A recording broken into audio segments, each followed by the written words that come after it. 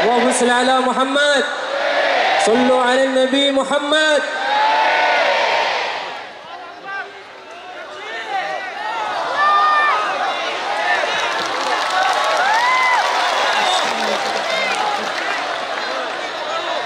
Assalamualaikum warahmatullahi wabarakatuh.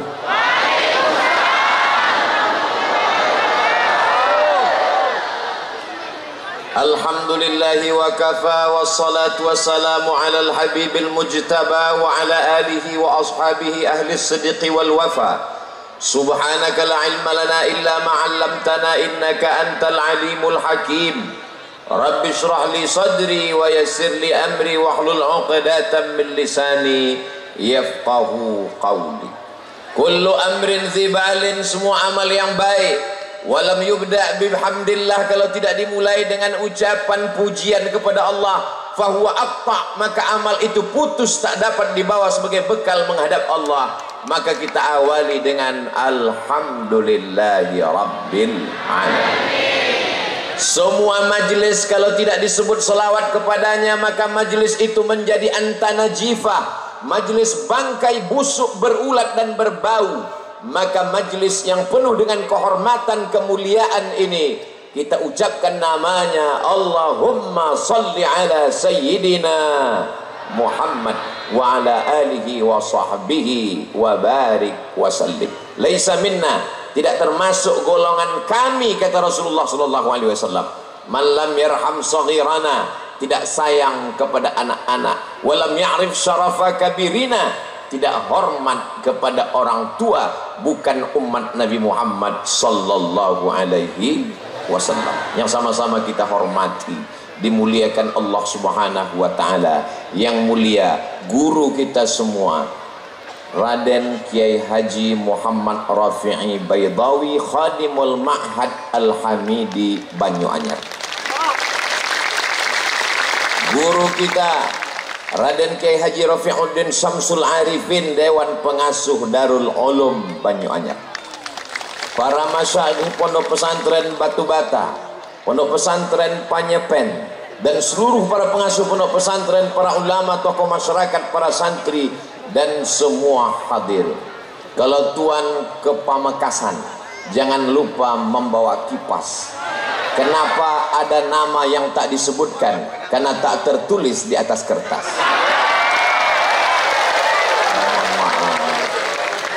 Sahabat saya, guru kita Al-Mukarram Kiai Haji Dr.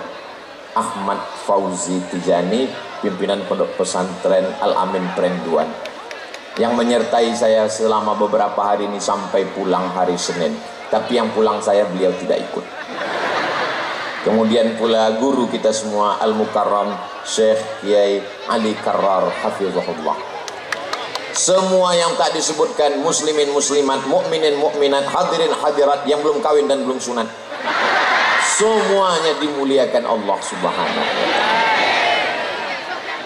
Abdul Somad datang ceramah tausiah ke Pondok Pesantren Banyuanyar. Salah. Abdul Somad datang ke pesantren Banyuanyar ingin mengambil barokah. 227 tahun. Berapa kali ganti KTP? Bagaimana kemuliaan mereka? Suatu ketika Imam Ahmad bin Hanbal datang ke Masjid Nabawi, lalu tangannya mengusap mimbar Rasulullah sallallahu alaihi wasallam. Setelah dia usap mimbar Rasulullah, dia letakkan ke mulutnya, dia cium. Summa qabbalahu, dia cium. telapak tangannya. Kenapa? Karena beliau ingin mendapatkan atharus salihin, bekas-bekas orang-orang soleh. Di sana ada bekas tapak kaki Rasulullah SAW. Setelah beliau meninggal, datang bekas tapak kaki Sayyidina Abu Bakar Siddiq. Setelah itu datang bekas tapak kaki Sayyidina Umar ibn al-Khattab. Setelah itu datang bekas tapak kaki Sayyidina Utsman ibn Affan. Setelah itu datang bekas tapak kaki Sayyidina Ali bin Abi Thalib. Setelah itu datang bekas tapak kaki Sayyidina Hasan ibni Ali radhiyallahu anhu. Setelah itu datang bekas tapak kaki siapa saja orang-orang soleh.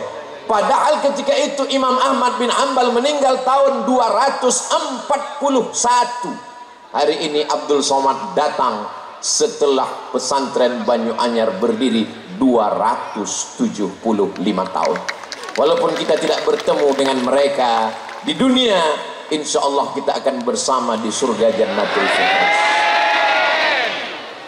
Berani sekali Ustaz Somad tausiah di depan para alim ulama. Tadi waktu Ustaz duduk baca apa? Kirim Al-Fatihah. Untuk Maulana Kiai Isbat Al-Fatihah. Untuk Maulana Kiai Abdul Hamid sudah kirim Al-Fatihah. Untuk Kiai Baydawi sudah kirim Al-Fatihah. Supaya apa? Supaya melimpahlah madad dan barokahnya untuk kita semua, insya Allah.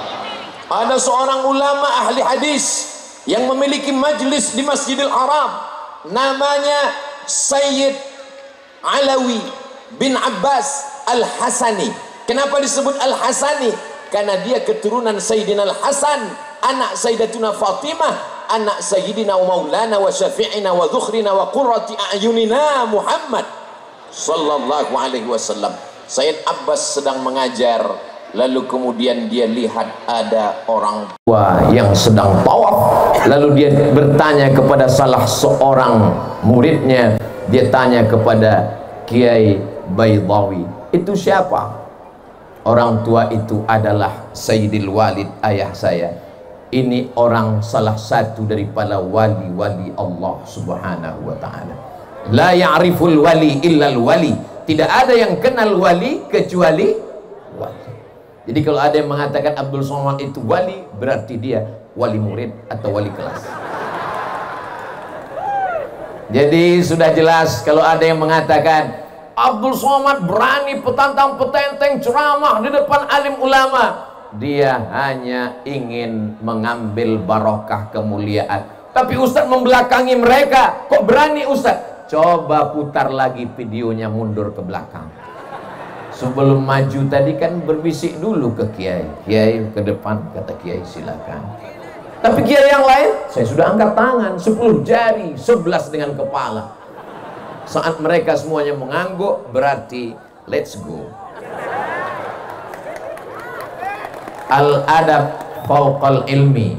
Ada yang lebih tinggi daripada ilmu, yaitu adab. Kalau ada orang mengatakan saya berilmu, saya banyak hafal ayat, saya banyak hafal hadis, kamu kalah dengan dia yang tak pernah salah. Siapa dia? www.google.com. Saya paling cerdas, semua kelipatan, kali-kali, bagi-bagi, tambah-tambah, saya hafal. Maka sesungguhnya kalkulator jauh lebih cerdas. Kalau ada orang mengatakan amalnya banyak, 1000 tahun beramal, naik langit pertama. 1000 tahun beramal, naik langit kedua. 1000 tahun beramal, naik langit ketiga. 1000 tahun beramal, naik langit keempat, kelima, keenam, ketujuh, sampai akhirnya dia sejajar dengan para malaikat. Ketika itu apa kata Allah? Wa idh qulna lil malaikati isjudu li Adam. Wahai seluruh malaikat, bersujudlah kamu kepada Adam. Fasajadu, semuanya bersujud illa iblis. Saat itu bangkit egonya. Yang diperintahkan bersujud malaikat, sedangkan iblis bukan malaikat. Lalu dia siapa? Buka surat Al-Kahfi. Kana minal jinni, dia berasal dari kalangan jin. Fafasaqa an amri rabbih, dia melawan perintah Allah subhanahu wa ta'ala. Yang diperintahkan bersujud malaikat. Kenapa bisa ada satu yang aneh, yang asing, yang bukan malaikat? Karena prestasi ibadahnya luar biasa sehingga dia sejajar dengan malaikat, tapi dia bukan malaikat. Jadi kalau ada orang bangga dengan ibadahnya tapi kurang adab dan taatnya, berarti dia bukan kata saya. Masya Allah, tabarakallah. Mudah-mudahan kita dijauhkan dari sifat iblis. La yadkhulul jannah, tak masuk surga, man kana fi qalbihi, siapa yang dalam hatinya mithqala habbatin min khardalin min kibrin, ada sombong sebesar biji sawi. Sebetulnya yang Ustaz bicarakan ini siapa? Saya. Di atas pentas, di atas karpet hijau, ada lagi karpet abu-abu lengkap dengan bunga-bunganya, dikawal dengan pasukan khusus anti santet. Maka kalau kita tidak rendahkan diri kita di hadapan Allah, kita akan merasa lebih tinggi, lebih hebat, lebih mulia. Apalagi protokol menyebutkan semuanya, al-mukarram, profesor, doktor, syekh, hampir masuk tawon ke hidung saking besarnya lubang mengembang. Tinggal satu titel yang belum, almarhum. Pada saatnya semua akan tinggal, yang kekal abadi hanyalah harimau mati meninggalkan belang, gajah mati meninggalkan gading, manusia mati meninggalkan hutang. Manusia akan mati meninggalkan nama, apakah nama baik atau nama buruk. Kamu pernah ketemu Ustaz Somad? Pernah. Di mana kamu melihat dia? Di TikTok. Sombong sekali gayanya. Itu videonya dipotong, Beb. Kamu pernah ketemu Ustaz Somad? Pernah. Di mana kamu lihat? Di Instagram. Tapi cuma 1 menit, ngomongnya kasar. Itu orang nggak punya paket 2 giga. Kalau dia orang dari pesantren Banyuanyar, dia akan tonton dari awal sampai akhir. Judul videonya, mencari barokah di pesantren 227 tahun. Di mana bisa kami lihat Pak Ustadz? Channel Ustadz Abdul Somad Official. Subscribe, like, share, and comment. Saya paling takut ceramah kalau di hadapan kiai. Ini rasanya sekarang ini seperti peserta dacil, dai cilik menjelang malam Lailatul Qadar. Jadi nanti kalau ada, kenapa Ustaz selama tausiah itu ngelihatnya ke depan, ke kanan, ke kiri, nggak ada ngelihat ke belakang? Tahun bahannya hilang. Tema yang diberikan adalah bagaimana membumikan kitab kuning. Kitab kuning itu apa Pak Ustadz? Ya kitab yang warnanya kuning. Akhirnya ini anak pergi ke Mesir. Sampai di Mesir pergi ke toko-toko buku di dekat Masjid Al-Azhar, di dekat Masjid Kepala Sayyidina Al-Husain. Sampai di sana dia lihat ternyata kitabnya putih semua. Ternyata dicetak di Darul Fikri Beirut, kertasnya berwarna putih. Makna kitab kuning menurut istilah para alim ulama, guru-guru kita adalah disebut orang Arab dengan kutubut turas, kitab-kitab klasik yang ditulis ratusan bahkan ribuan tahun yang lalu. Saya kebetulan pernah kuliah di Malaysia, Universiti Kebangsaan Malaysia. Lalu kemudian karena kita orang Indonesia wajib mengambil satu mata kuliah bahasa Melayu. Padahal saya orang Melayu, bukan Melayu yang lari itu. Saya ini dari Sumatera, orang Riau, Melayu. Pokoknya kamu orang Indonesia wajib ngambil mata kuliah bahasa Melayu. Nama dosennya Cik Rusdi. Kumisnya tebal. Lalu kemudian di suatu hari dia pun datang masuk kelas membawa manuskrip tulisan. Dia katakan, ini adalah manuskrip Melayu umurnya 100 tahun. Coba kalian baca masing-masing, silakan. Begitu kami baca, nggak paham. Padahal bahasanya bahasa Melayu, umurnya baru 100 tahun. Tapi hari ini anak-anak pesantren Banyuanyar membaca kitab Sahih Al-Bukhari, ditulis oleh Imam Muhammad bin Ismail bin Ibrahim bin Al-Mughirah bin Bardisbah Al-Bukhari dari Uzbekistan, meninggal pada tahun 256 Hijrah. Umur kitab itu sekarang 1200 tahun. Semua santri faham. Kitab kuning yang mengaku orang Melayu, bahasa Indonesia, tapi ternyata tidak paham, padahal umur manuskrip baru 100 tahun. Kenapa kita bisa paham Sahih Al-Bukhari? Karena bahasa Arab tidak mengalami perubahan. Itulah dia bahasa Al-Quran. Al-Quran yang dibaca Nabi Muhammad SAW didengarkan oleh makmum. Makmumnya membaca, didengarkan oleh sahabat. Sahabat membaca, didengarkan tabi'in. Tabi'in membaca, didengar tabi'in sampai ke guru kita. Makanya kalau ada orang masuk Islam mu'alaf, ngaji nggak pakai guru, dia hanya modal internet, dia cari Al-Quran digital, enter. Habis itu dia coba-coba baca. Dia akan baca alama. Karena tulisannya alif baris atas, lam baris atas, mim baris atas. Karena tidak berguru. Tapi ketika dia berguru, dia akan dengar bacaan yang benar. Alif lam mim. Tidak ada tulisannya begitu. Kita berguru kepada guru-guru kita. Itulah makanya disebutkan man la syaikha lahu fasyaitanu syaikhuhu. Siapa yang tidak berguru, maka setanlah gurunya. Alhamdulillah, semua santri-santri dari sejak berdiri 227 tahun yang lalu, ternyata pecahan dari murid, dari santri yang mendirikan pondok-pondok pesantren, lebih dari 400 pondok pesantren, insya Allah akan terus bertambah, mengalir sebagai amal jariah sampai hari kiamat insya Allah.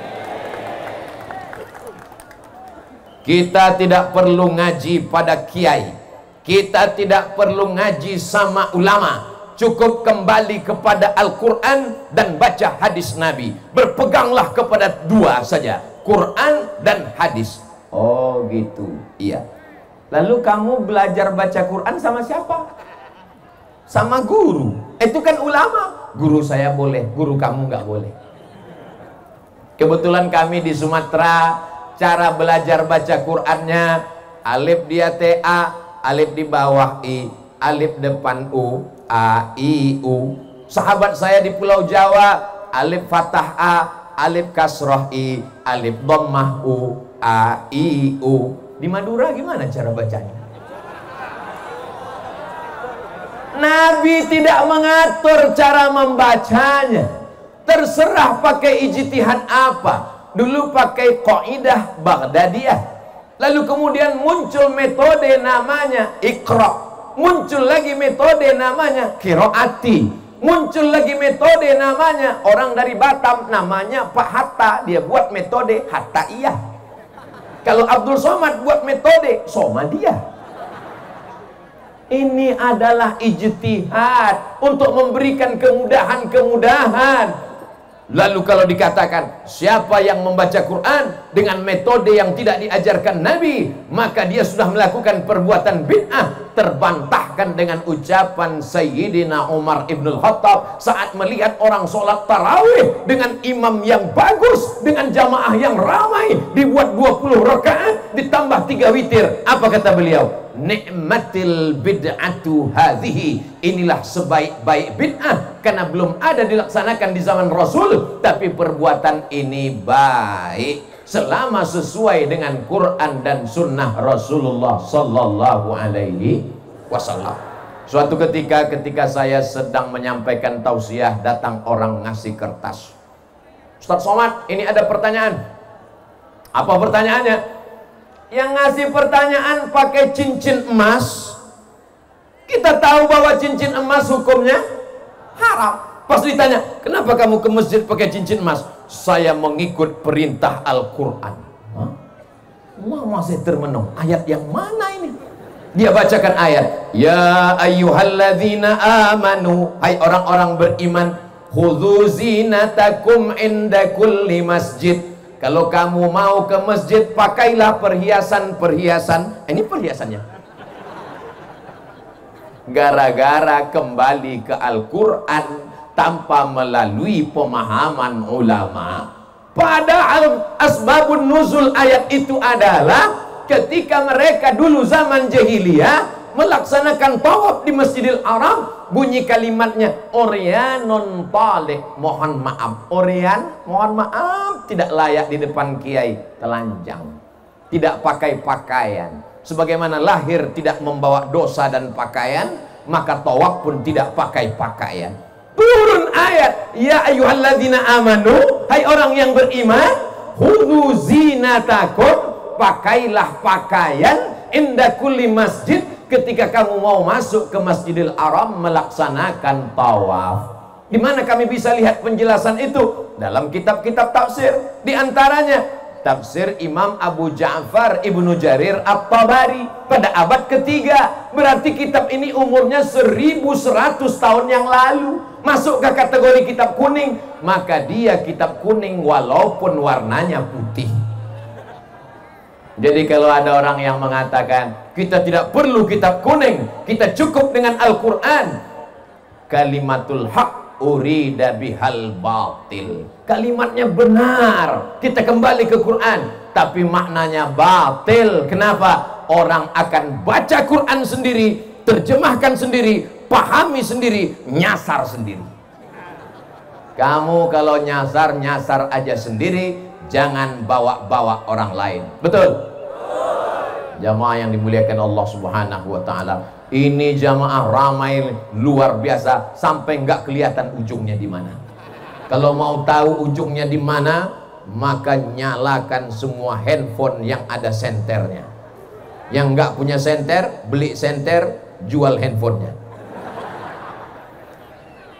Maulaya salli wa sallim daiman abada ala habibika khairil khalqi kullihim Muhammadun sayyidul kaunaini wa thaqalain wal fariqaini min urbin wa min ajami. Maulaya salli wa sallim daiman abada ala habibika khairil khalqi kullihim antal bulladhi turja syafa'atuhu likulli hawlim minal ahwali muqta'imi.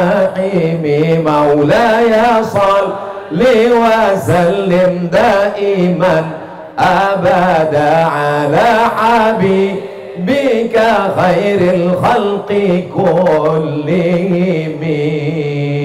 Boleh dihidupkan lagi, takutnya nanti pulang miss call masuk, baterai habis.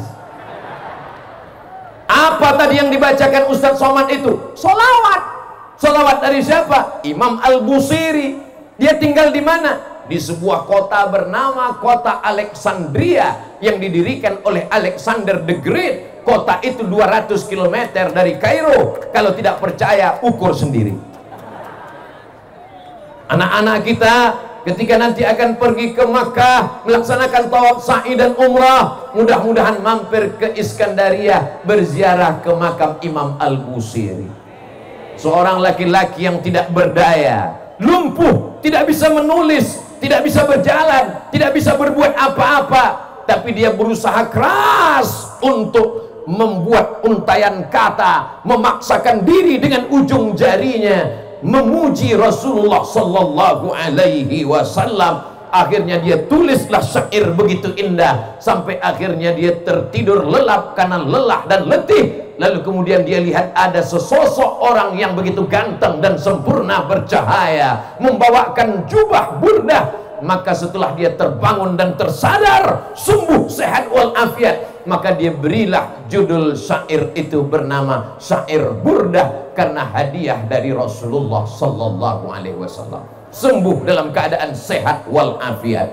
Begitu indahnya kisah Al-Burdah, tapi begitu diperlihatkan kepada orang, apa kata mereka? Ini adalah sholawat bid'ah, wa kullu bid'atin dholalah, wa kullu dholalatin finnar. karena tidak dibuat oleh Nabi Muhammad sallallahu alaihi wasallam. Kalau tidak dilakukan Nabi, maka berarti perbuatan itu bid'ah. Apakah pernah Nabi membaca Maulaya salli wa sallim? Apakah pernah Nabi membaca salawat burdah? Tidak pernah. Kalau begitu maka perbuatan ini bid'ah. Wa kullu bid'atin dhalalah wa kullu dhalalatin finnar. Sorga yang seluas langit dan bumi isinya cuma 3 aja. Dia, istrinya, sama mertuanya. Berbahaya kalau kita tidak kembali kepada kitab kuning. Baca Sahih Bukhari, baca syarahnya yang ditulis oleh Al-Hafiz Ibnu Hajar Al-Asqalani, Fathul Bari namanya. Ditambah lagi Imam Al-Qastulani, ditambah lagi Imam Badruddin Al-Aini. Saya baca Sahih Muslim, Pak Ustadz, kamu nggak paham. Baca syarah penjelasannya, ditulis oleh Imam An-Nawawi dalam kitab Al-Minhaj, syarah Sahih Muslim Ibn Al-Hajjaj. Saya baca kitab Muwatta Malik, Pak Ustadz, kamu nggak ngerti. Nanti kamu akan katakan dalam kitab Muwatta Malik ini hadisnya dhaif semua, sanadnya putus semua, ini balaghat, ini munqati'at, ini maqtu'at. Padahal sesungguhnya sanad-sanadnya sudah disambungkan oleh Imam Ibnu Abdil Bar dalam kitab At-Tamhid lima fil Muwatta minal ma'ani wal asanid. Saya membaca kitab Sunan Tirmidzi, Pak Ustadz, baca syarahnya Tuhfatul Ahwadi. Saya baca Sunan Abi Daud, Pak Ustadz, baca syarahnya Aunul Ma'bud dan syarah yang lain. Saya baca kitab Sunan Ibnu Majah, Pak Ustadz, baca syarahnya Hasyiah As-Sindi. Saya baca Musnad Ahmad bin Hanbal, Pak Ustadz, baca penjelasan ta'liqat wa syuruhat wa tahqiqat yang ditulis oleh para ulama. Semua penjelasan-penjelasan itu dalam kitab kuning, walaupun warnanya. Jadi pintu masuknya gimana, Pak Ustadz? Kita masuk hotel, ada kolam renang, ada tempat minum, ada tempat sarapan, ada kamar, ada tempat olahraga. Tapi satu kunci pintu masuknya adalah bahasa Arab. Dan bahasa Arab kuncinya adalah nahu, sharaf, balaghah, ma'ani, bayan. Insya Allah itulah yang dipelajari selama 227 tahun. Selamat dari perpecahan, insya Allah. Jadi kalau umat ini mau selamat, tidak ada jalan lain. Selamat dari tabdi', membid'ahkan. Selamat dari tafsik, memfasikkan. Selamat dari takfir, mengkafirkan. Dia akan kembali kepada sunnah, dan sunnah itu adalah Quran, hadis. Tapi dia lupa satu lagi, al ulama warathatul anbiya. Kita kembali ke hadis. Hadis itu apa? Ma udhifa ila Nabi sallallahu alaihi wasallam min qaulin aw fi'lin aw taqririn aw sifati khalqiyatin wa khuluqiyatin min ba'di bi'satihi ila wafatihi sallallahu alaihi wasallam. Ucapan, perbuatan, ketetapan, sifat fisik, sifat bawaan sejak dia lahir, diangkat menjadi Rasul sampai meninggal menghadap Allah Subhanahu wa ta'ala. Kamu ketemu dengan Nabi? Enggak. Lalu dari mana kamu tahu sunnah? Dari Sahih Bukhari. Sahih Bukhari itu orang? Iya. Ulama? Iya. Kenapa kita ikut ulama? Tapi katanya langsung ke Quran dan sunnah? Oh iya ya. Imam Bukhari apa ketemu dengan Nabi? Tidak. Imam Bukhari meninggal tahun 256. Nabi meninggal tahun 11. Dari 256 ke 11 banyak. Jadi kalau begitu Imam Bukhari dapat hadis itu dari mana? Dari gurunya. Namanya siapa? Abdullah bin Maslamah. Abdullah bin Maslamah dapat dari siapa? Dari Imam Malik bin Anas. Malik bin Anas dapat dari siapa? Dari Abu Zinad. Abu Zinad dapat dari siapa? Dari Al-A'raj. Al-A'raj dapat dari siapa? Dari Abu Hurairah. Abu Hurairah dapat dari siapa? Dari Nabi. Bersambung sanadnya. Kalau putus di atas namanya mu'allaq. Kalau putus di bawah, di atas namanya mursal, hilang sahabat. Kalau hilang sanadnya dari penulis kitab ke atas namanya mu'allaq. Kalau putusnya berurut-urutan namanya mu'dal. Kalau putusnya tidak di atas, tidak di bawah, tidak di tengah namanya munqati. 2 SKS 16 tatap muka. Potong tatap muka pertama, potong mid semester, potong UAS, ujian akhir semester. Apakah mungkin belajar hadis tafsir dalam 16 tatap muka? Sementara mereka belajar Imam Malik. Apa kata Imam Malik? Aradtu kitabi hadza ala sab'ina min fuqaha'il Madinah. Aku bacakan kitabku ini kepada 70 ahli fikih kota Madinah. Kulluhum wata'uni fasammaituhu muwatta'a. Semuanya setuju dengan isi kitab Muwatta, maka aku sebut kitab ini Muwatta. Kitab hadis tertua yang dicetak saat ini, meninggal tahun 179 Hijrah. Catatan-catatan penting dari Imam Malik ke guru-gurunya bersambung sampai ke Nabi sallallahu alaihi wasallam. Al-isnad minad din. Sanad adalah bagian dari agama. Fanzuru amman ta'khudhu dinakum. Perhatikan kamu ambil sanad ilmu kamu dari siapa. Orang sekarang kalau ditanya, kamu belajar dari siapa? Dari guru saya. Siapa guru kamu? Syekh YouTube. Nama lengkapnya siapa? Tabayatubu. YouTube. Belajar di YouTube nggak apa-apa kalau gurunya ada. Sebenarnya jamaah yang hadir hari ini, mereka cuma memastikan apakah Abdul Somad itu ada. Tadi di rumah Kiai ketemu dengan beberapa adik-adik, ketemu, ini Abdul Somad yang selalu kulihat di YouTube. Memangnya ada orang di YouTube itu nggak ada di alam nyata? Ada. Anak saya selalu ngelihat dia, saya selalu ngelihat dia. Pas saya datang ke kampungnya, dia nggak ada. Siapa itu? Upin Ipin. Memangnya ada di YouTube itu yang suaranya ada, orangnya nggak ada? Ada. Suaranya ada, tapi orangnya nggak ada. Siapa itu? Ya itu kalau kita tanya, Anda sedang berada di Jalan Sudirman, jangan belok kiri, terus aja. Itu suaranya ada, orangnya nggak ada. Itu mesin. Kalau dijamin orangnya ada, kita dengar kajiannya. Kalau nggak paham kita tanya ke guru, kita bisa komplain. Maka ini adalah perbuatan kemajuan teknologi membuat kita menjadi mudah untuk belajar. Bukankah dulu Al-Quran tidak ditulis di atas kertas? Al-Quran ditulis di pelepah korma, di tulang onta, di batu yang ceper. Masya Allah, langsung kertas datang. Syukran Kiai. Kertas barang mewah dari Tiongkok. Mereka membuat bubur yang terbuat dari bambu, karena negeri itu disebut dengan negeri tirai bambu. Bambunya habis dimakan oleh panda. Lalu kemudian bambu dibubur. Setelah bubur bambu dijemur, jadilah kertas. Lalu kemudian kita pun sekarang menemukan ada yang disebut dengan pulp and paper. Pulp, bubur kertas. Paper, bubur yang sudah dibuat menjadi kertas. Kertasnya kenapa warnanya kuning? Karena terbuat dari ubi yang murah. Kertas yang mahal, yang punya uang adalah orang Eropa dan Amerika. Ini termasuk kertas yang mahal. Kenapa? Karena lintar tintanya tidak luntur. Apa yang terjadi ketika kertas tidak ada? Mereka menulis Quran di pelepah korma, di tulang onta. Lalu kemudian kapan Al-Quran baru ditulis di atas kertas? Ketika 70 penghafal Quran meninggal dunia, memerangi seorang nabi palsu bernama Musailamah Al-Kadzab. Nama kampungnya Yamamah, nama orangnya Musailamah, nama kampungnya Yamamah. Karena mikrofonnya kurang jelas, jamaah pulang ke rumah cerita nama nabi palsunya Yamamah, nama kampungnya Musailamah. Yang cerita serius, yang dengar ngangguk. Lalu kemudian apa yang terjadi?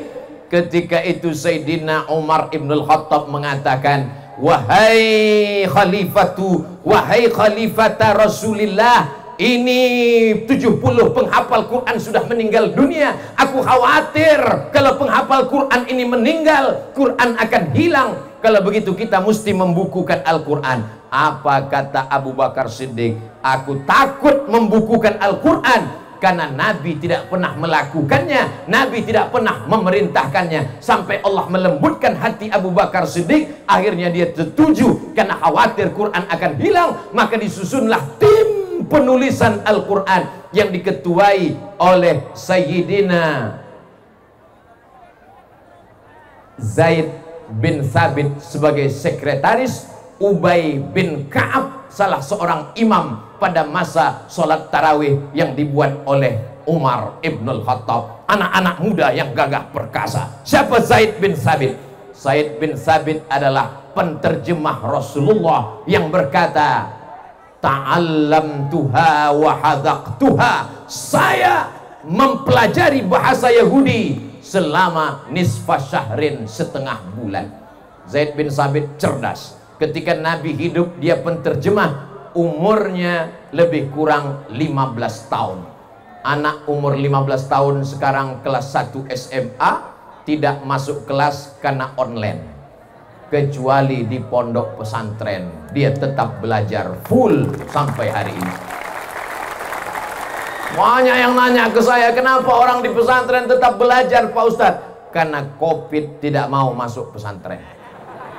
Tapi bukan berarti anak yang tidak pesantren berarti Covid.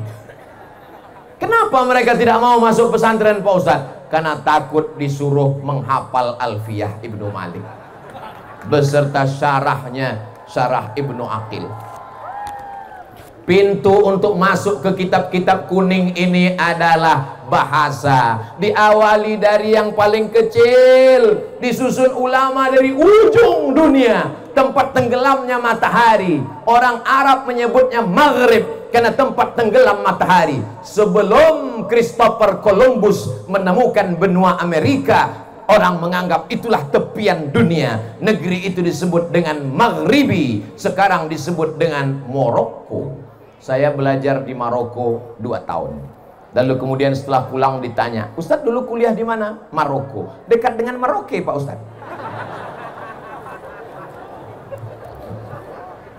Salah seorang ulama besar bernama Imam Al-Ajurrumiyah menuliskan dengan tinta emas syair-syair mutun nazam supaya mudah dihafal. Setelah itu kemudian dilanjutkanlah anak-anak belajar Al-Kawakibud Durriyah, mereka belajar Imriti, mereka belajar Alfiyah, dibacakan syarahnya, akhirnya mereka pun bisa membaca kitab. Enaknya anak SMP sekarang datang, kamu di mana? Pesantren.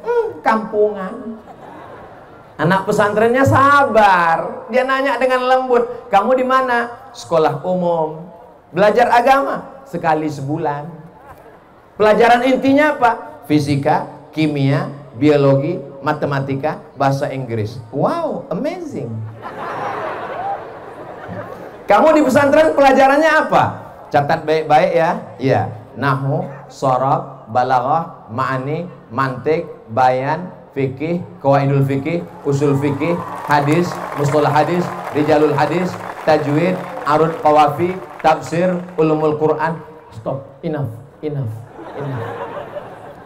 Pesantren ini berat guys, biar aku aja.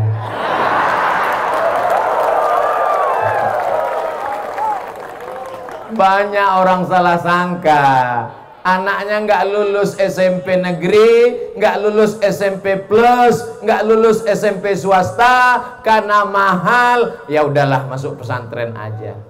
Belum masuk pesantren aja udah error. Ditambah pelajarannya begitu banyak, hang. Cari anakmu yang paling jenius, cari anakmu yang paling pintar, cari anakmu yang paling tajam otaknya, masukkan dia ke pesantren. Tamat pesantren, dia akan menjadi Imam Al-Bukhari, dia akan menjadi Imam Asy-Syafi'i, dia akan menjadi Imam Al-Asy'ari, dia akan menjadi Imam As-Suyuti. Apa kata Imam Jalaluddin Abdurrahman As-Suyuti? Hafiztu mi'atai alfa hadis. Aku hafal 200.000 hadis. Law wajadtu aktsara min dzalika la hafiztuha. Kalau aku dapat lebih dari itu, aku akan hafal juga. Ini banyak orang sekarang begitu enaknya ngomong. Imam Syafi'i manusia, saya manusia. Imam Syafi'i makan, saya makan. Imam Syafi'i nikah, saya lebih banyak. Imam Syafi'i itu tidur, saya juga tidur. Kalau Imam Syafi'i boleh baca Quran mengeluarkan hukum, saya juga bisa baca Quran dan mengeluarkan hukum. Orang yang begini jangan dimarahi, cuman tanya aja lembut-lembut sambil berbisik. Udah ngopi belum?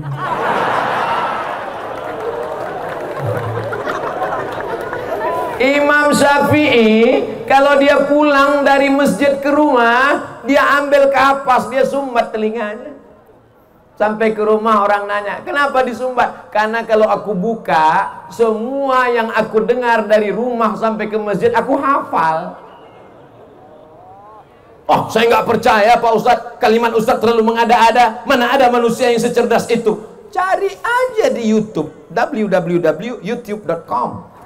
Buat di situ tes IQ tertinggi internasional. Akan dites manusia tercerdas di dunia di zaman sekarang. AAA, QQ, 7BB, QQ, CC, CC, K.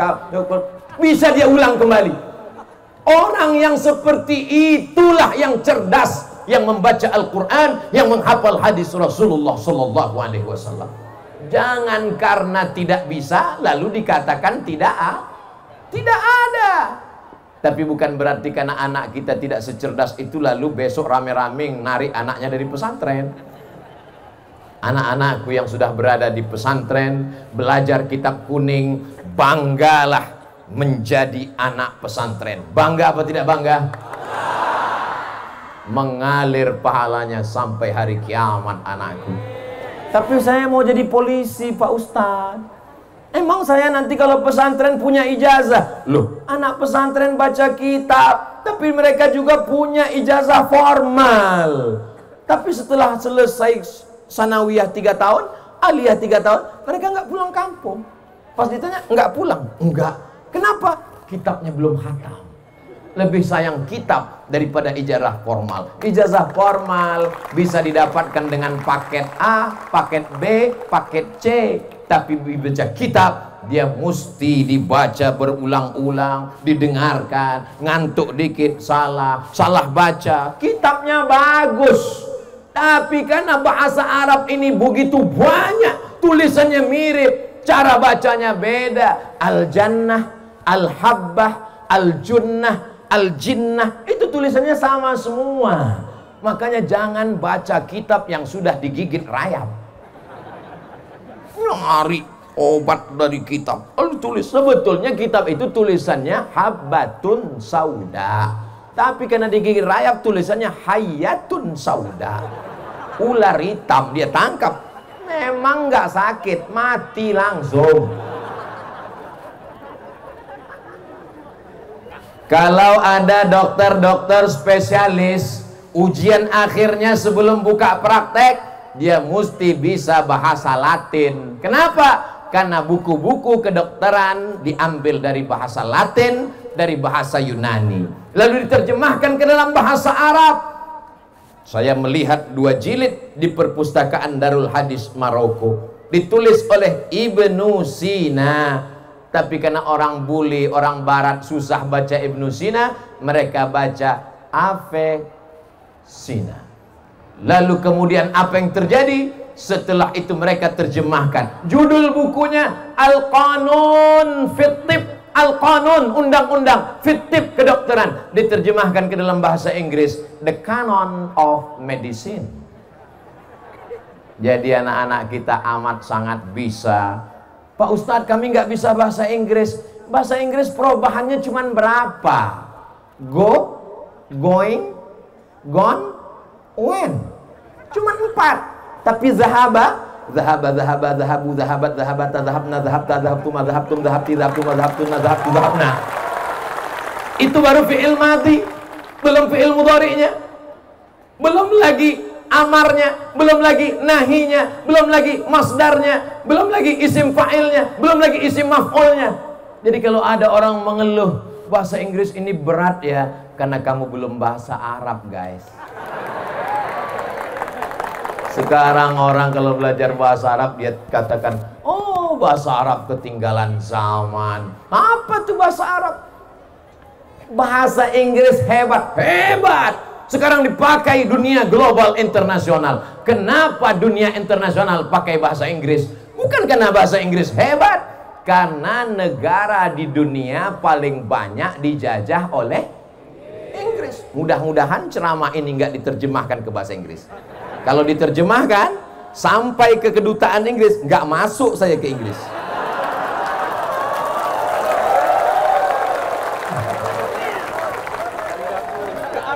Apa Kenapa maksa? Apa maknanya? Maka bahasa Arab itu disebut dengan lughatud dhad. Kenapa bahasa dhad? Karena tidak ada huruf dhad. Dalam bahasa Inggris ada huruf shin. Ada? Masa ada huruf shin dalam bahasa Inggris? Ada. Mana? Workshop, shopping center, sheriff. Ada. Ada dalam bahasa Inggris huruf tha. Ada. Health. How about your health?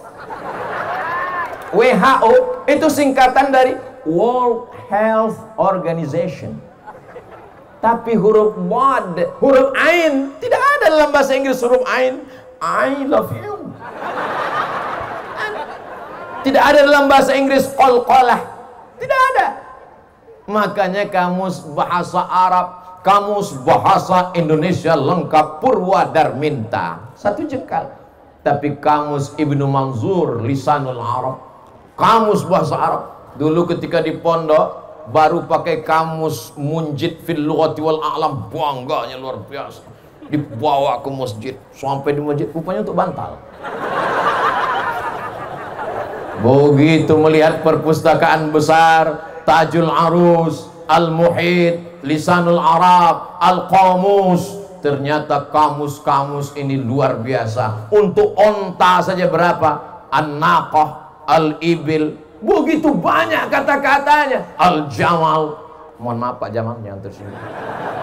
Tapi nama suami saya Jamal, itu pakai alif. Al-Jamal. Dalam bahasa Inggris, mau panjang mau pendek nggak ada beda. What are you doing?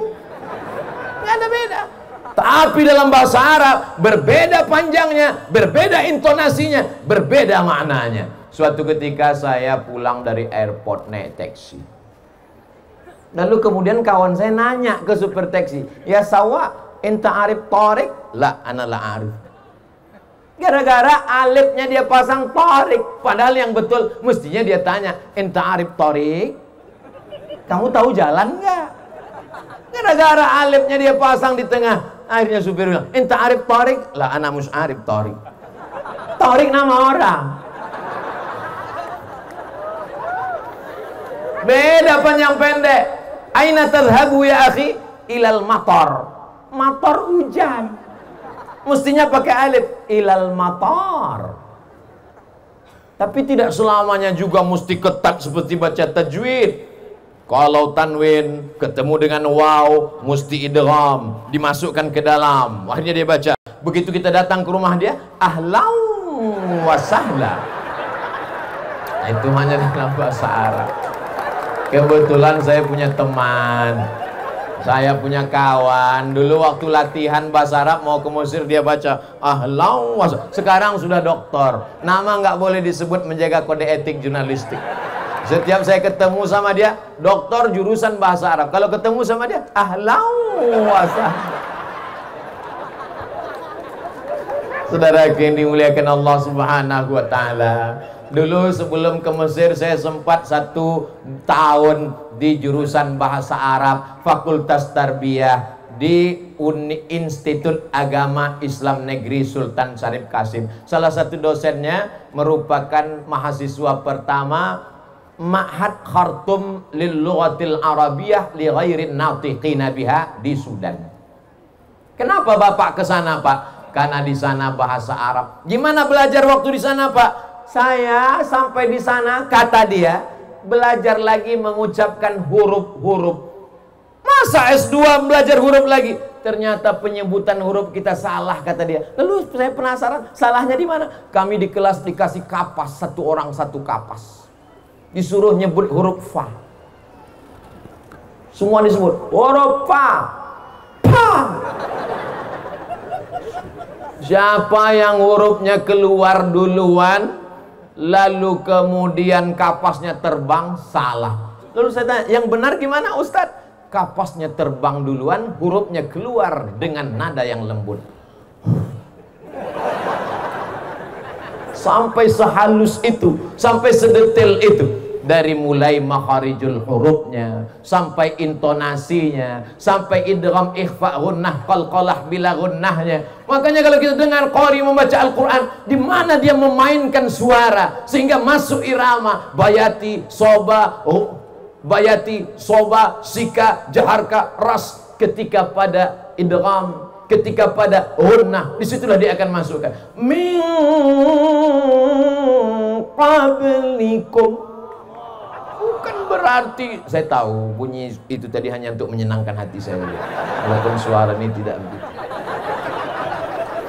Tidak boleh melantunkan ayat-ayat Al-Quran dengan irama-irama, karena melantunkan, memasukkan irama ke dalam ayat Al-Quran adalah perbuatan yang terlarang. Oh gitu ya. Iya. Sekarang kita dengar Imam Masjidil Haram. Alhamdulillahi Rabbil Alamin, Ar-Rahmanir Rahim, Maliki Yaumiddin. Itu ada iramanya enggak? Ada. Gimana baca Al-Fatihah enggak pakai irama? Alhamdulillahi Rabbil Alamin, Ar-Rahmanir Rahim, Maliki Yaumiddin. Siapa bilang enggak ada iramanya? Azan enggak boleh panjang-panjang. Loh, azan di Saudi Arabia? Allah, panjang. Azan nggak pakai irama, gimana bunyinya? Allahu Akbar, Allahu Akbar.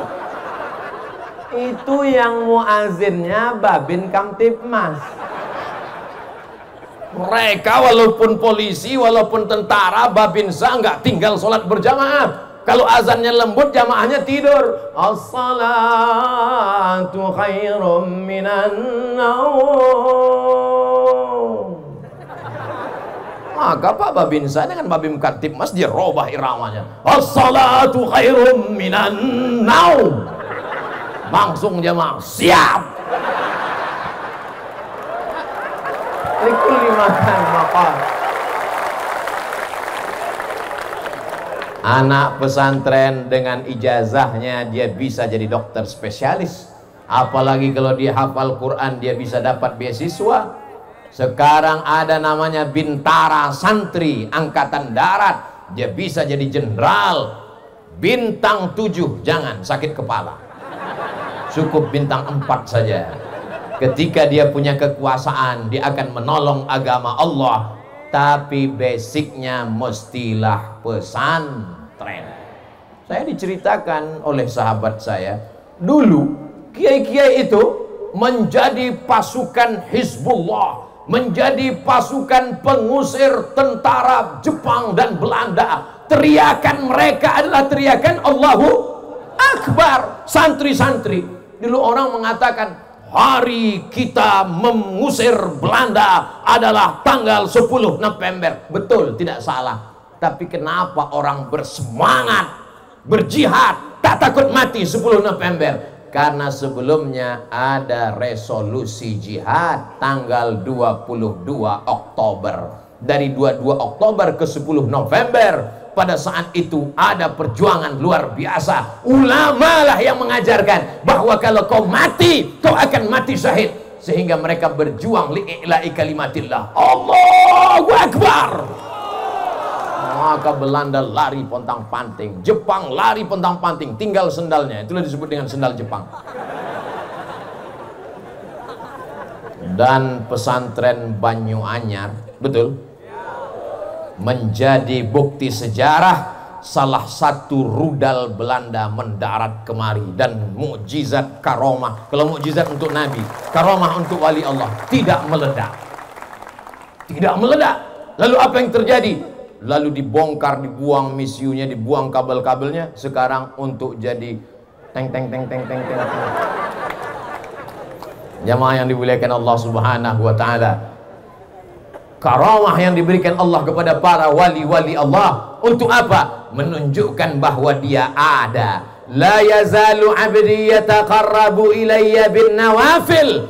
Kalau hambaku itu mendekatkan diri kepadaku dengan ibadah sunnah, hatta uhibbah, hadis sahih Muslim, sampai aku cinta kepadanya. Fa idza ahbabtuhu, kalau aku sudah cinta kepadanya, fa akunu ainahu yubsiru biha. Aku akan menjadi matanya, dengan matanya dia akan memandang. Bukan berarti dia menyatu dengan Allah, tapi kemudian pandangannya adalah pandangan Allah Subhanahu wa taala. Tidak ada yang sulit bagi Allah. Innama amruhu idza arada syai'an ayyaqula lahu kun.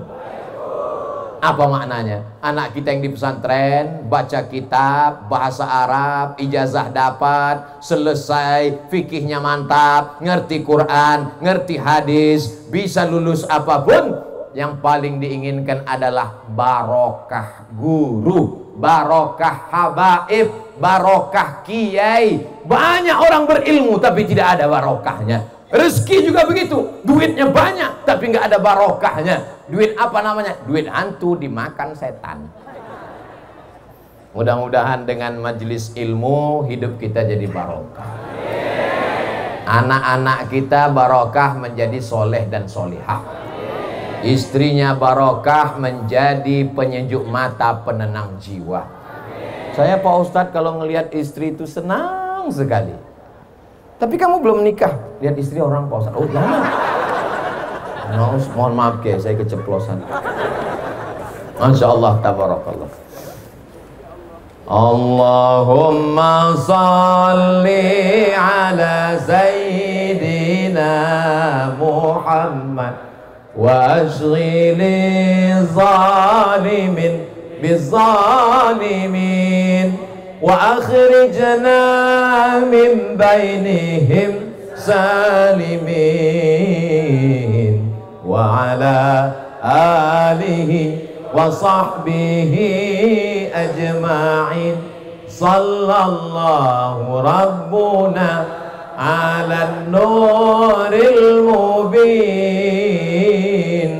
Ahmad al-Mustafa sayyidil mursalin wa ala alihi wa sahbihi ajma'in wa ala alihi wa sahbihi ajma'in. Mudah-mudahan dengan berselawat dosa-dosa kita diampunkan Allah, dinaikkan derajat kita di hadapan Allah, didapatkan kemuliaan, kebaikan-kebaikan, beramal soleh sesuai dengan janji Rasulullah sallallahu alaihi wasallam. Man shalla alayya salatan, siapa yang berselawat kepadaku satu kali, sallallahu alaihi biha asyra, Allah balas 10 kebaikan, wa huttat anhu asyra sayyiat, dihapuskan 10 kesalahan, wa rufi'at lahu asyra darajat, dinaikkan 10 darajat tingkatan kemuliaan. Ternyata sekarang sudah jam 9. Tadi saya mulai tausiah jam 8.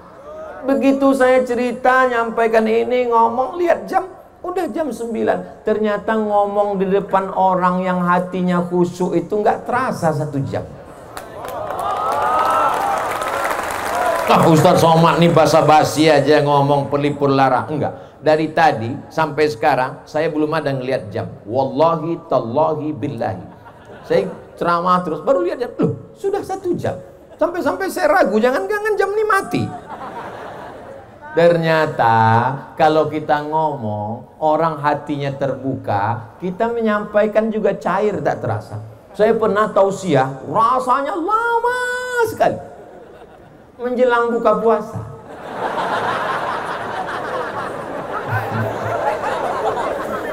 Tapi memang tadi bacaan Fatihahnya banyak sekali.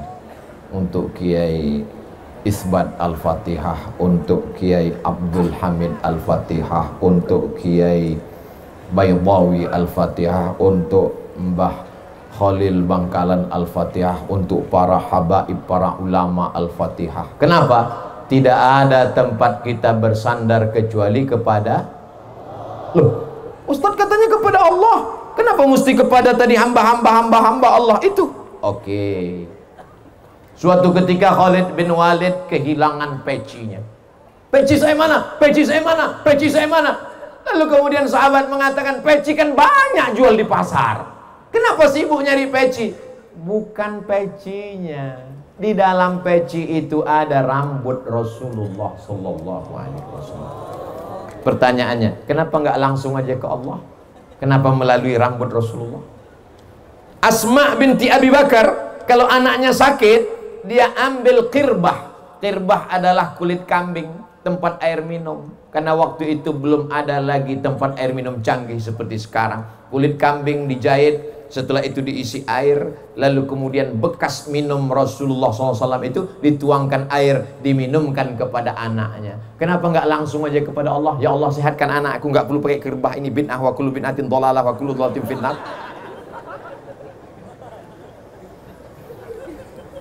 Ketika Nabi Yakub menangisi anaknya Yusuf, Nabi Ibrahim alaihissalam punya anak namanya Ishak. Ishak punya anak laki-laki namanya Yakub. Yakub punya anak laki-laki namanya Yusuf. Yusuf punya saudara namanya Yahuza. Keturunan Yahuza disebut dengan Yahudi. Jangan diterjemahkan, nanti saya nggak bisa masuk ke Palestina. Ketika Nabi Yakub tidak bisa melihat karena menangis setiap pagi, petang, siang dan malam, kehilangan seorang anak buah hati belayan jiwa. Bagaimana cara Nabi Yusuf supaya ayahnya ini bisa melihat? Dia kirimkan bajunya. Idhab biqamisi hadha, pergilah kamu membawa bajuku ini, bawa ke ayahku. Kenapa? Nanti kalau sudah baju ini sampai ya'ti basira, dia akan bisa melihat. Kenapa Nabi Yusuf nggak berdoa aja, ya Allah bukakan mata bapakku? Dan bapaknya juga Nabi. Kenapa Nabi Yakub nggak? Kenapa mesti pakai baju Yusuf? Bukankah karena baju itu dulu pandangannya hilang? Karena baju itu dilumuri dengan darah kambing, lalu dikatakan inilah baju Yusuf. Padahal itu adalah damun kadzib, darah bohong, darah dusta. Sebagaimana dulu baju itu menghilangkan pandangannya, sekarang Allah ingin menunjukkan mukjizatnya. Ketika baju itu datang sampai, apa kata Nabi Yakub? Inni la ajidu riha Yusuf, aku mencium bau semerbak anakku Yusuf. Ternyata bau manusia nggak sama. Setelah diteliti sekarang, ternyata bukan cuma cap jempol yang tak sama. Seorang ibu yang membesarkan anaknya, buah hati belayan jiwanya, 9 bulan 10 hari dia kandung. Di Pulau Madura ngandung masih 9 bulan 10 hari. Masih, alhamdulillah. Di tempat lain sudah ekspres. Dia susukan 2 tahun lamanya, dia tahu bau anaknya, dia dapat mencium. Inilah ajidu riha Yusuf. Ketika baju Yusuf datang, dia cium, lalu kemudian terbuka matanya. Kenapa tidak langsung berdoa kepada Allah? Melalui wasilah orang-orang soleh. Jadi kalau ada orang mengambil barokah dari para alim ulama, dari para habaib, dari zuriat Rasulullah, dari orang-orang yang dianggap wali Allah, yang dinyatakan wali masyhur, menyatakan ini wali Allah, dan dia mastur, dia tidak pernah mengakui dirinya, tapi orang lain mengatakannya, maka saya termasuk orang yang selalu suka mengambil barokah-barokah. Mudah-mudahan barokah ini melimpah kepada kita semua, insyaallah. Di mana kita bisa dapatkan itu? Di dalam kitab kuning. Idza matal insan, kalau manusia mati, begitu dalam Sahih Muslim. Tapi ada juga yang meriwayatkannya idza mata ibnu Adam. Enggak apa-apa, karena memang kita semuanya adalah anak Adam. Yang tidak keturunan Adam berarti keturunan menurut Charles Darwin. Idza matal insan, kalau manusia mati, inqata'a, putus. Lalu setelah orang meninggal ada keluarganya yang ngaji. Bismillahirrahmanirrahim. Yasin wal Qur'anil Hakim. Kalau baca Yasin begitu, slow, pelan. Karena banyak juga orang sekarang baca Yasin cepat sekali, 120 km per detik.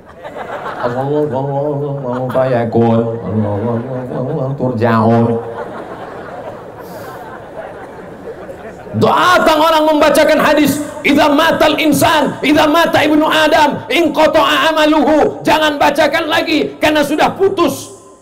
Yang putus itu apa? Yang putus itu adalah orang yang meninggal putus amal taklifi.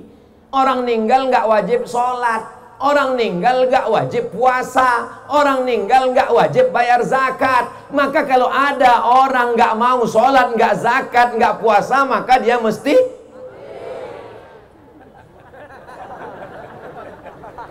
apakah orang yang sudah meninggal itu tidak beramal? Kita lihat penjelasan ulama ketika Nabi Muhammad SAW Isra Mi'raj. Subhanalladzi asra bi'abdihi laylan minal masjidil haram ilal masjidil aqsa.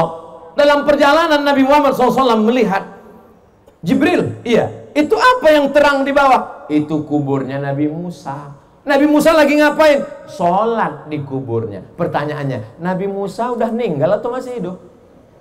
Sudah meninggal. Tapi katanya orang meninggal nggak beramal. In qata'a amaluhu. Itu yang sholat itu siapa? Oh, kalau begitu hadisnya dhaif.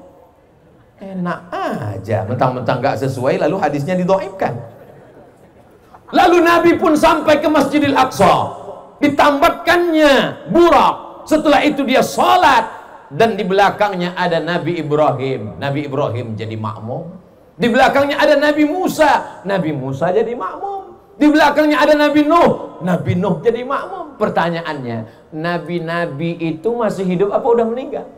Sudah meninggal, kok sholat? Tapi katanya orang sudah meninggal putus. Maka kata ulama, diantaranya Syekh Yusuf dalam kitab Al-Mawsu'ah Al-Yusufiyah fi Adillatis Sufiyah, yang putus itu adalah amal taklifi.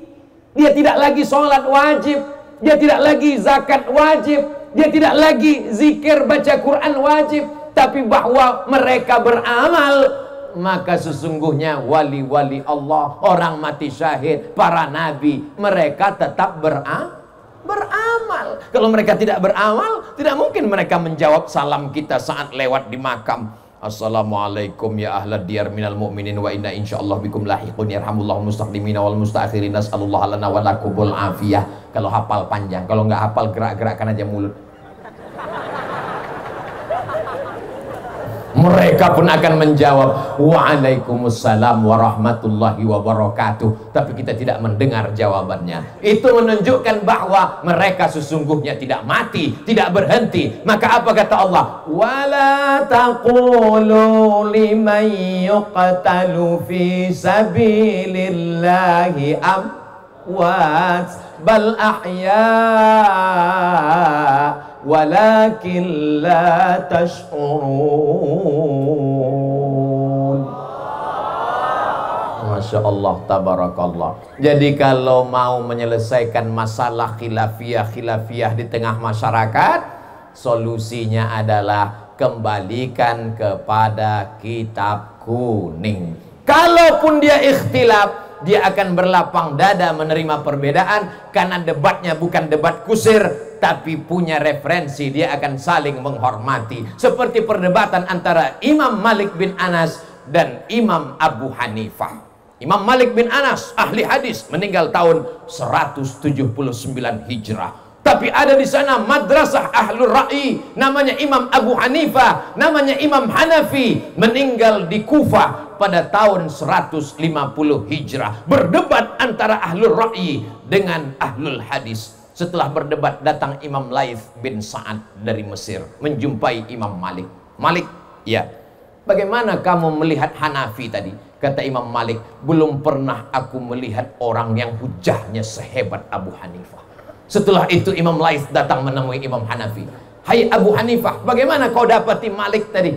Apa kata Imam Hanafi? Aku belum pernah melihat orang yang hafalan hadisnya sehebat Malik bin Anas. Mereka saling membesarkan, bukan menjatuhkan. Mereka saling mengagumi. Itulah ikhtilaf salaf. Itulah ikhtilaf orang berilmu. Betul kata Imam Muhammad bin Idris Asy-Syafi'i, ma jadaltu aliman illa ghalabtuhu wa ma jadaltu jahilan illa ghalabani. Kalau aku berdebat dengan orang alim berilmu, aku menang. Tapi kalau aku berdebat dengan orang dungu, aku selalu kalah. Kenapa? Karena mereka berdebat bukan dengan ilmu, tapi berdebatnya dengan urat leher. Kalau cerita urat leher, siapa yang paling kuat teriak, dialah yang menang. Adik-adik, yang sudah di pesantren, jangan merasa dibuang orang tua. Kalian adalah orang yang beruntung karena sudah diberikan kesempatan menuntut ilmu. Lanjutkan sampai khatam kitab-kitab. Ini banyak sekarang anak-anak kalau dimasukkan ke pesantren merasa anak yang sudah dibuang. Sore-sore menjelang azan maghrib bersandar di bawah pohon kelapa. Jangan-jangan aku anak adopsi. Allah Maha Penyayang, jatuh pohon kelapa, langsung sehat. Bayangkan kalau orang tuamu tidak sayang, tidak kenal ulama, tidak ngerti barokah, dibelikannya engkau rumah, kamarnya mewah, dibelikan mobil, dibelikan gadget, dibelikan handphone, dibelikan macam-macam alat hiburan. Itu bukan sayang, itu menjerumuskan anak ke dalam neraka jahanam. Kalau sayang dengan anak, maka hantarkan dia ke pesantren, kenalkan dia dengan kiai. Kiai, ini anakku. Sebagaimana dulu Ummu Sulaim datang membawakan Sayyidina Anas bin Malik kepada Sayyidina Muhammad sallallahu alaihi wasallam. Ya Rasulullah, mereka kaya memberikan tanahnya, mereka kaya memberikan sumurnya, mereka kaya memberikan dinar, dirham, emas, peraknya. Aku wanita biasa, yang kuserahkan adalah anakku. Lalu anak itu pun didoakan Nabi. Apa kata Nabi sallallahu alaihi wasallam? Allahumma aktsir amwalahu wa auladahu waj'alhu min ahlil jannah. Banyakkan hartanya, banyakkan anaknya, jadikan dia penghuni surga. Akhirnya apa yang terjadi? Ketika Sayyidina Anas bin Malik meninggal dunia, dihitung anak keturunannya hampir 100 orang. Tapi tidak ada disebut di situ Allahumma aktsir amwalahu wa auladahu wa azwajahu. Enggak perlu, karena itu udah automatically. Dan yang lain punya kebun, panennya setahun sekali. Sayyidina Anas bin Malik panennya setahun 2 kali. Dan sahabat Nabi yang meninggal terakhir di kota Basrah, Irak adalah Sayyidina Anas bin Malik. Barokah doa. Jadi kalau kita kitabnya mungkin kurang lancar, ngajinya mungkin kurang kuat, tapi insya Allah bibarokati kiai, barokah habaib, barokah guru, insya Allah kita dapat itu, insya Allah. Amin. Suara trompet habis waktu atau?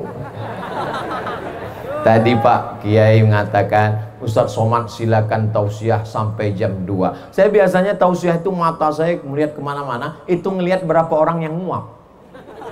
Kalau jamaah nguap 3, demikianlah tausiah ini saya sampaikan, mudah-mudahan berkah. Dari tadi saya keliling, nggak ada yang nguap, ini jadi masalah. Karena memang ini santri wali santri, orang-orang yang biasa dengar pengajian, Pulau Madura negeri yang religius, ditambah lagi barokah para habaib, para kiai, para guru kita. Jadi mereka semangat. Yang jadi masalah, mereka semangat, saya nggak kuat. Jadi nanti jangan kesannya Ustadz Somad berhenti tausiah karena jamaahnya bubar. Enggak, jamaahnya luar biasa. Saya bisa jadi luar binasa. Jamaah yang dimuliakan Allah Subhanahu wa taala. Satu-satunya solusi supaya kita tidak berpecah belah adalah kembali kepada sunnah Rasulullah sallallahu alaihi wasallam. Betul apa enggak betul? Betul. Siapa yang bilang kembali kepada sunnah akan membuat perpecahan? Mari kita kembali kepada hadis Nabi Muhammad sallallahu alaihi wasallam. Oh, akhirnya kembali kepada hadis. Baca hadis. Apa yang terjadi? Ihtajama orang yang berbekam maka batal puasanya. Dalam satu hadis, aftaral hajim wal mahjum. Hajim yang membekam, mahjum yang dibekam, aftara, maka puasanya batal. Hadisnya sahih. Baca hadis satu lagi. Ihtajama Rasulullah sallallahu alaihi wasallam wa huwa shaim. Nabi ketika sedang puasa dia berbekam. Hadis satu lagi mengatakan batal puasa orang yang berbekam. Hadis yang ini mengatakan Nabi sedang berpuasa berbekam. Kira-kira dua hadis ini maknanya satu, kontradiktif, ikhtilaf. Jadi kalau ada orang mengatakan Ini kita ikhtilaf karena tidak kembali kepada hadis. Kalau kita kembali kepada hadis tidak ada ikhtilaf. Hadisnya aja ikhtilaf, gimana enggak ikhtilaf? Ikhtilaf itu hilang bukan kembali kepada hadis, tapi kembali kepada penjelasan ulama. Tapi begitu ulama menjelaskan, hilang ikhtilafnya. Gimana bisa ikhtilafnya hilang Pak Ustaz? Hadisnya jelas mengatakan orang yang berpuasa itu batal kalau dia berbekam. Hadis ini mengatakan Nabi Muhammad berbekam sedang berpuasa, berarti puasanya nggak batal. Gimana ceritanya? Ternyata hadis yang mengatakan Nabi berbekam ketika berpuasa adalah hadis yang terakhir. Maka hadis yang awal tadi statusnya adalah mansuh. Maka itulah dikenal dalam ilmu usul fikih bernama istilah nasakh. Nasakh yang menghapus, nasikh yang dihapus adalah mansuh. Dari mana ilmu usul fikih ini datang? Imam Muhammad bin Idris Asy-Syafi'i memanggil muridnya namanya Rabi Al-Muradi. Ta'al ya Rabi, ta'al. Kalau bahasa di kampung kami di Sumatera, come here a moment. Mohon maaf, okay? Lalu datanglah Rabi. Ada apa wahai guruku? Tulis surat wahai Rabi. Lalu Imam Rabi mengambil pena dan kertas. Dia tulis semua yang keluar dari mulut Imam Syafi'i. Tulis. Jadi satu kitab. Itulah dia kitab Ar-Risalah, kitab usul fikih tertua di dunia yang ada sampai hari ini. Betul kata Imam Ahmad bin Hambal, kami menghafal hadis, tapi kami tidak mengerti mana hadis am, mana hadis khas, mana mutlak, mana muqayyad. Tidak mengerti. Maka datang seorang yang dikirim Allah Subhanahu wa ta'ala, pewaris para nabi. Jadi kalau ada orang mengatakan kami mengagumi Imam Syafi'i, kenapa? Karena kebetulan guru kami mazhabnya Syafi'i. Enggak salah. Ibu mengagumi Imam Syafi'i? Oh jelas Pak Ustaz. Kenapa? Suami saya namanya Pak Syafi'i. Mohon maaf Pak Syafi'i, jangan kesini. Tapi orang yang berilmu dia mengatakan Imam Syafi'i lah datang menyelesaikan ikhtilaf-ikhtilaf yang ada di kepala ahli hadis. Ahli hadis hebat, luar biasa. Tapi mereka ini seperti orang yang menjual obat. Lalu datang apoteker, lalu datang dokternya yang menentukan dosisnya, yang mengatakan ini nasakh, ini mansuh. Oh ini bukan nasikh mansuh, tapi ini al-jam'u. Oh ini adalah menjelaskan. Itu semua adalah ulama. Tapi sekarang banyak orang tak percaya kepada ulama. Kalau mobilnya rusak, dia bawa ke bengkel. AC-nya rusak, dia bawa ke tukang servis. Handphonenya rusak, dia bawa ke counter HP. Tapi kalau agamanya rusak, dia betulin sendiri. Kita nggak perlu pada ulama. Kita bisa baca sendiri. Waktu mobilmu rusak, bisa kau betulin sendiri. Saya perlu pada bengkel. Tapi kenapa pada ulama kau tak percaya? Dan sekarang ada pula orang yang memaksa setiap anak-anak mesti mengikut selera dia. Jangan belajar kitab kuning aja, jangan ngapal Quran aja, belajar fisika, belajar biologi, belajar kimia, belajar sains teknologi. Betul, tidak salah. Tapi takutnya nanti orang pesantren membalik juga. Dia datang ke dosen fisika, dia datang ke guru kimia. Jangan cuma hebat kimia aja, baca juga ini Alfiyah Ibnu Malik, baca juga ini kitab kuning. Bisa orang berpikir terbalik demikian. Kita semua diberikan kelebihan-kelebihan. Ada mungkin kelebihannya di bidang ilmu umum, ada kelebihan di bidang ilmu agama, tapi semua kelebihan ini dipakai untuk menolong agama Allah. In tansurullah yansurkum. Jadi anak kita kemana kelihatan kecenderungannya, insya Allah kita arahkan ke sana. Anak saya ini kemana-mana Pak Ustadz selalu bawa jarum suntik. Dokter spesialis. Nggak lulus Pak Ustadz, pecandu narkoba. Nauzubillah, nauzubillah, nauzubillah. Anak saya ini kemana-mana selalu mandi ke sungai, angkatan laut. Anak saya ini main semprit-sempritan, polisi lalu lintas. Tapi selalu bawa bola, wasit. Ternyata orang barat punya ilmu. Jadi anak-anak itu sudah tahu bakatnya dari kecil, diarahkan ke sana. Sekarang saya menemukan beberapa jamaah dokter, tapi hobinya nulis novel. Setelah ditanya-tanya, kronologis ceritanya, rupanya saya dulu nih fakultas kedokteran terpaksa Pak Ustaz. Untung nggak salah suntik. Jadi kita lihat bakat anak kita ini kemana. Ustaz Somad dulu bakatnya gimana? Saya dulu, ini rumah saya, ini ada warung di dekat rumah, jual minyak, jual gula, jual. Saya anak pertama, adik saya satu laki-laki. Mak saya nyuruh saya pergi beli minyak, beli gula ke samping, saya pun pergi. Kalau pergi saya nggak pulang-pulang. Kenapa? Diajak cerita sama yang tukang. Jadi dari kecil saya ini memang suka tukang cerita. Kawan-kawan saya kalau sekolah itu ada pohon di dekat kelas, saya cerita sama kawan-kawan saya keliling sampai terlambat masuk kelas. Jadi perlu juga kita cari orang yang pandai bercerita, tapi bukan tukang dongeng, supaya ceritanya itu berkualitas, diisi dengan ayat, diisi dengan hadis, diisi dengan penjelasan agama, maka sesuai. Ada orang yang tidak pandai bercerita, tapi nulisnya mantap, nulis novel. Berat menceritakan tentang ulama ini, berat, tapi begitu ditulis dalam bentuk novel maka luar biasa. Berdakwah, ceramah, apalagi kalau ceramahnya ngamuk-ngamuk, marah-marah, berat, tapi kalau dituliskan dalam novel, Masya Allah. Saya pulang mendarat ke Jakarta, mampir di rumah teman saya lihat ada novel. Saya tanya, itu novel? Iya, bestseller, baru cetak. Berapa lama kau baca? Habis maghrib, selesai azan subuh, khatam. Apa judulnya? Ketika Cinta Bertasbih. Di dalamnya ada kisah-kisah dakwah. Jadi dakwah ini bisa lewat cerita. Itulah yang dilakukan oleh Wali Songo dulu. Ketika mereka menebarkan Islam, mereka tahu saudara-saudara di Nusantara ini hobinya nyanyi-nyanyi, suka melantunkan, maka mereka buatkan ada wayangnya, ada lagunya. Dan kalau kita lihat lagu-lagu sholawat itu banyak sekali yang tidak ditemukan di Mesir. Saya di Mesir 4 tahun nggak pernah dengar sholawat itu. Iramanya itu nggak pernah saya dengar. Kemudian saya pindah ke Maroko 2 tahun, nggak pernah saya dengar. Ustaz Somad ini kan bilang di Mesir 4 tahun, Maroko 2 tahun, di Sudan dia cuma mau bilang lama di Arab.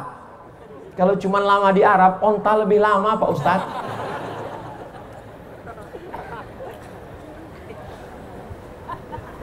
Salatullah, salamullah ala toha rasulillah. Salatullah, salamullah ala yasin habibillah. Tawassalna bi bismillah wa bil hadi rasulillah wa kulli mujahidin lillah bi ahlil badri ya Allah. Salatullah, salamullah ala taha rasulillah. Salatullah, salamullah ala yasin habibillah. Tawassalna bi bismillah wa bil hadi rasulillah wa kulli mujahidin lillah bi ahlil badri ya Allah. Irama itu tidak pernah saya dengar sekalipun. Itu murni kreasi orang kita. Tapi masuknya bukan dalam ayat Al-Quran, dalam sholawat, oke. Dalam lantunan nasyid tidak masalah. Ada orang lagu Melayu dia masukkan, nggak apa-apa.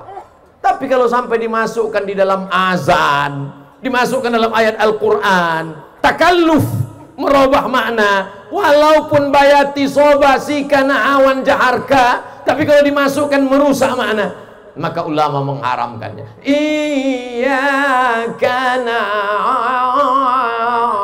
abud. Tanyalah kepada qori-qori kita. Itu semua sudah diatur oleh para ulama. Falaula nafara min kulli firqatin minhum ta'ifatun liyatafaqahu fid din. Jangan semuanya pergi berperang. Perang itu penting, jihad menolong agama Allah, tapi jangan semuanya. Falaula nafara min kulli firqatin minhum ta'ifatun. Ada 2-3 orang liyatafaqahu fid din, untuk belajar ilmu agama. Tujuannya untuk apa? Liunziru qaumahum idza raja'u ilaihim la'allahum yahzarun. Mudah-mudahan anak-anak yang belajar di pesantren Banyuanyar pulang ke kampung halaman menjadi dai menolong agama Allah Subhanahu wa ta'ala. Saya ini orangnya bodoh Pak Ustadz, dulu nggak ngaji Pak Ustadz, maka saya balas kebodohan saya. Anak saya mesti di pesantren, mesti baca kitab, mesti tamat. Bagus.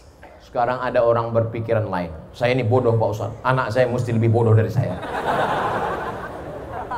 Perbaiki, karena semua akan dituntut di hadapan Allah Subhanahu wa ta'ala. Kullukum ra'in, setiap kamu adalah pemimpin, wa kullukum mas'ulun, semua kamu akan disoal, semua kamu akan ditanya. La tus'alunna yawma idzin 'anin na'im. Semua nikmat akan ditanya, dan di antara nikmat yang terbesar adalah nikmat anak. Berapa banyak orang minta punya anak. Rabbi habli minas sholihin, Rabbi habli min ladunka dzurriyyatan thayyibah, Rabbana hab lana min azwajina wa dzurriyyatina qurrata a'yun waj'alna lil muttaqina imama. Semua anak-anak muda ini akan menjadi anak-anak yang soleh dan soleh. Ustaz dari tadi kok anak-anak terus? Kami yang bapak-bapak, bapaknya sudah soleh duluan. Sudah tua nggak soleh juga. Kapan lagi? Malaikat maut udah dekat. Jadi kalau Ustadz Somad selalu menceramahi anak muda, ada juga orang-orang ibu-ibu, bapak-bapak, Ustadz Somad kami yang tua ini perlu juga diberikan semangat, motivasi Pak Ustadz. Kalau mau semangat, nggak usah dengar ceramah, lihat aja liang lahat. Insya Allah semangat. Ini Ustadz lagi ngejek kami atau gimana? Saya dalam 1 bulan mesti langsung melihat liang lahat. Oh, itulah tempatmu nanti Abdul Somad. Berapa banyak jamaah yang datang, tidak ada satupun yang mau gantian sip-sipan malam pertama, malam kedua, malam ketiga. Walaqad ji'tumuna furada kama khalaqnakum awwala marrah. Kamu akan datang menghadap kami, kata Allah, sebagaimana kau dulu lahir sendirian, kau pun akan datang menghadap Allah sendirian. Tapi anak-anak yang tamat dari pesantren, dia berdoa di tengah malam meneteskan air mata. Rabbighfirli wali walidayya warhamhuma kama rabbayani shaghira. Tapi salahmu, anakmu tidak kau masukkan ke pesantren. Kau terpukau dengan artis yang ada di TV, lomba nyanyi, kontes musik. Akhirnya anakmu pun menyanyikan lagu. Saat kau mati, dia nyanyikan lagu Mama.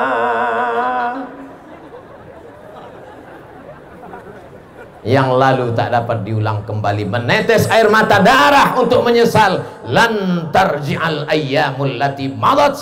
Yang lalu tak akan dapat terulang. Anak saya udah besar semua Pak Ustadz, gimana mau masuk pesantren? Cucu saya pun udah besar juga semua Pak Ustadz. Tunggu cucunya nikah, punya anak.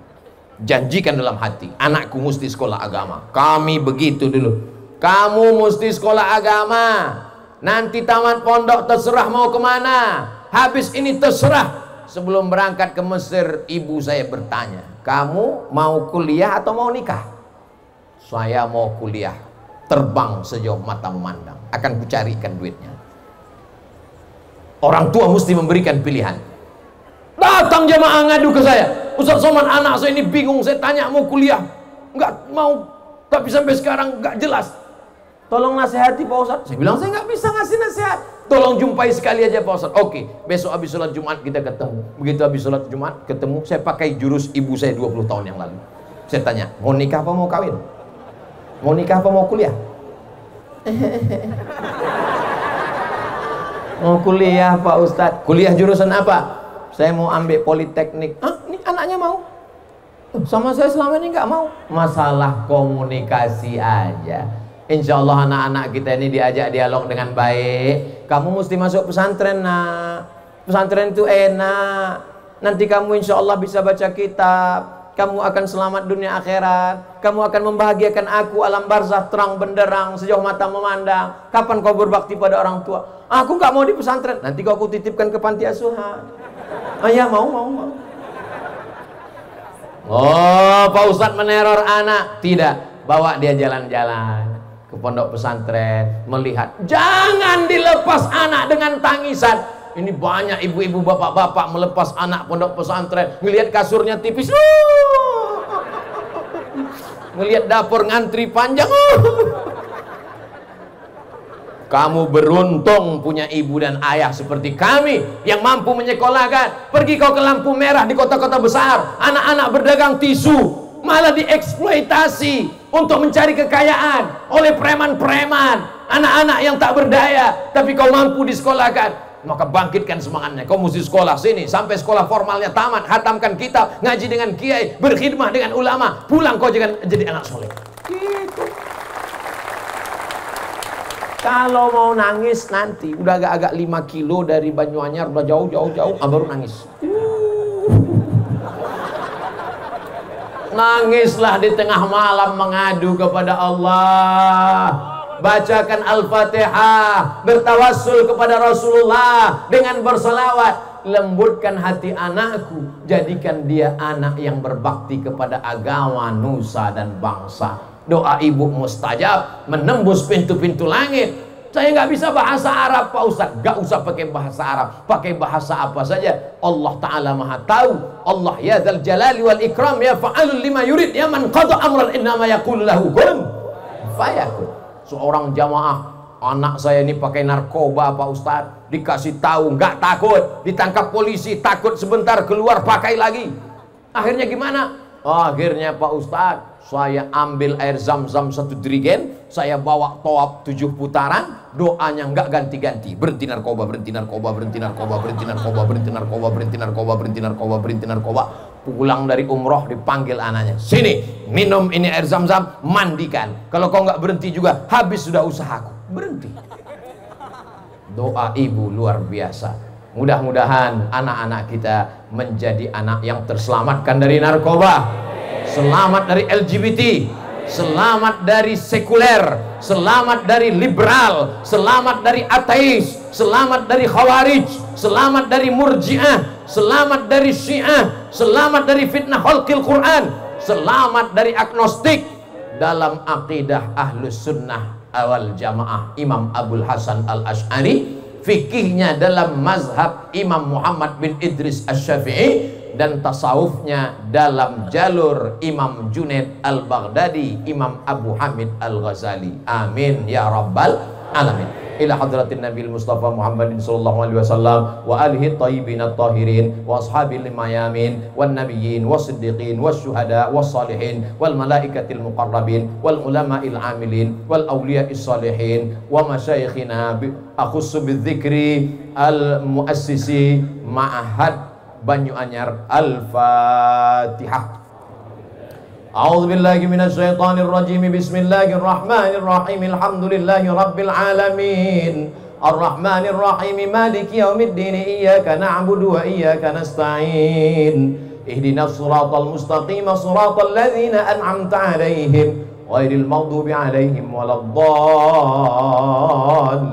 Amin. Allahumma salli ala Sayyidina Muhammad wa ala ali Sayyidina Muhammad. Assalamu alayka ya Rasulullah, assalamu alayka ya Nabi Allah, assalamu alayka ya khaira khalqillah. Allahumma inna natawassalu ilayka bihaqqi nabiyyika Muhammadin sallallahu alaihi wasallam wa bisirril Fatihah an tuyassir lana umurana wa taqdi hajatina wa tuballigh maqasidana wa taghfir lana ma madha. Ya akramal akramin akrimna wa la tuhinna wa'tina wa la tahrimna. Rabbana ighfir lana dhunubana wa li abaina wa li ummahatina wa li masyayikhina wa li azwajina wa li dhurriyyatina wa liman ahsana ilaina wa li jami'il hadirina wal hadirat.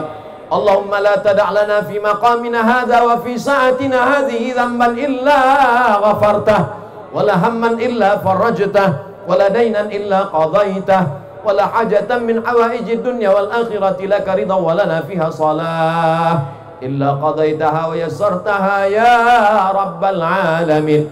Allahumma arzuqna ziyarata baitikal atiq. Allahumma arzuqna ziyarata qabri nabiyyika Muhammadin sallallahu alaihi wasallam. Allahumma inna na'udzubika min ilmin la yanfa' wa min qalbin la yakhsha' wa min nafsin la tashba' wa min du'a'in la yusma'. Allahumma dafa' 'anna al-ghala wal waba wal fahsya wal riba wal zina wal munkar was suyuf al mukhtalifata was syada'id wal mihan ma dhahara minha wa ma batan min baladina hadha khassa wa min buldanil muslimina 'amma. Allahumma inna nas'aluka salamatan fid din wa afiyatan fil jasad wa ziyadatan fil ilm wa barakatan fil rizq wa taubatan qabla al maut wa rahmatan indal maut wa maghfiratan ba'da al maut. Allahumma hawwin alaina fi sakaratil maut wan najata minan nar wal 'afwa indal hisab. Rabbana atina fid dunya hasanah wa fil akhirati hasanah wa qina adzabannar. Wa sallallahu ala sayyidina Muhammad wa ala alihi wa sahbihi wa sallam bi sirril Fatihah. A'udzu billahi minasy syaithanir rajim. Bismillahirrahmanirrahim. Alhamdulillahi rabbil alamin. Arrahmanir rahim. Maliki yaumiddin. Iyyaka na'budu wa iyyaka nasta'in. Ihdinas siratal mustaqim. Siratal ladzina an'amta 'alaihim ghairil maghdubi 'alaihim waladdallin. Amin. Terima kasih atas segala perhatian. Mohon maaf atas segala kesilapan dan kekhilafan. Aqulu qouli hadza astaghfirullah li wa lakum. Wallahul muwaffiq ila aqwamit thariq. Wassalamu alaikum warahmatullahi wabarakatuh. Waalaikumsalam.